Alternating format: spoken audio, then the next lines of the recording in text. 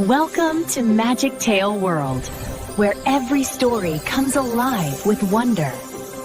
Let's open the book and begin our adventure together. Gather round, little story lovers, for a tale of magic, kindness, and some very tiny helpers. Have you ever wondered if fairies or elves are real? Well, let's journey to a small, quiet town and visit a humble little shop where something truly amazing is about to happen. Once upon a time, in a cozy little cottage that smelled of leather and wax, lived a kind and honest shoemaker and his wife. They were very good people, but they had fallen on hard times.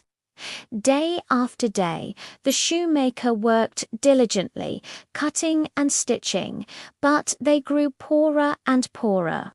Finally, one evening, he had only enough leather left to make one last pair of shoes.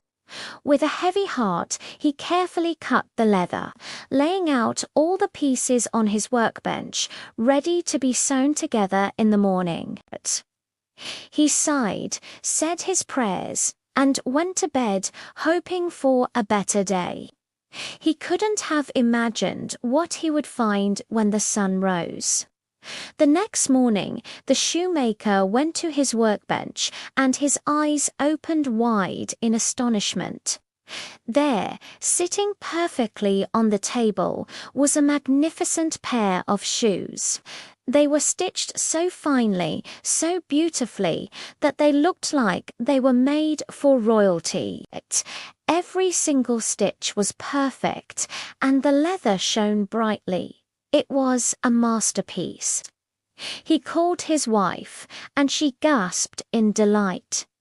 They couldn't believe their eyes. Who could have done such a thing? Just then, the shop bell tinkled.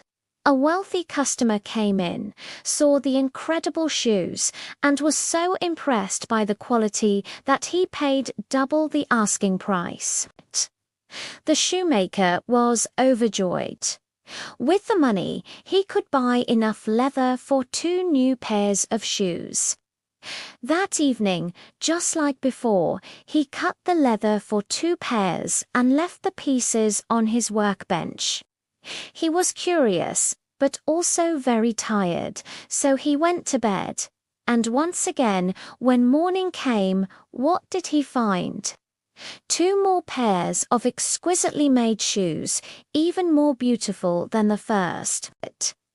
The stitches were like tiny pearls, and the designs were elegant. Soon, 2 rich customers came in and happily paid a great price for them. With that money, the shoemaker bought enough leather for 4 new pairs. Again, he cut the leather at night, and again, in the morning, 4 perfect pairs of shoes were waiting for him. This magical cycle continued, night after night.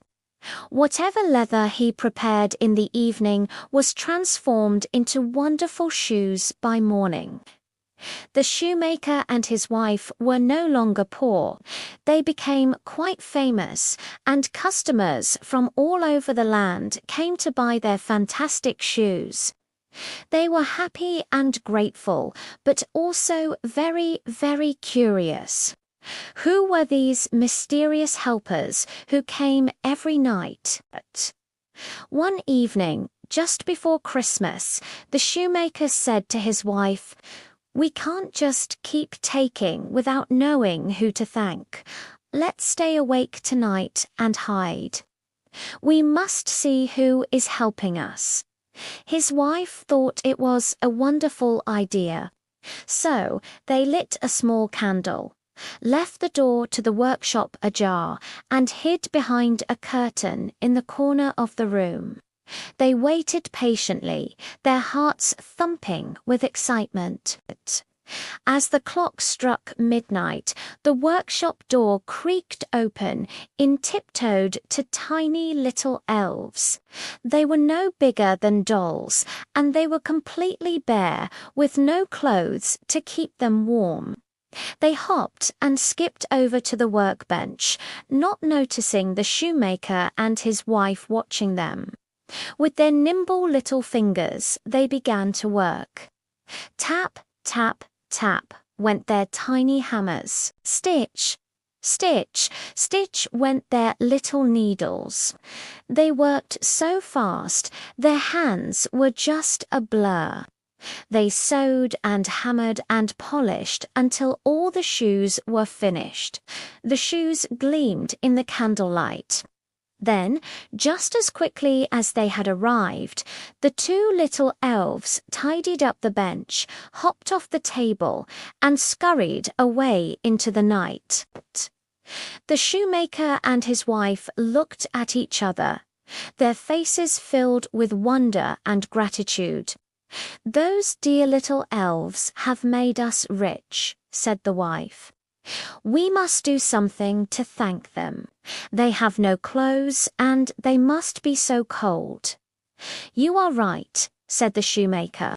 "I will make them each a tiny pair of shoes, as perfect as the ones they make for me. And you, my dear, can sew them some warm little clothes." And so they did.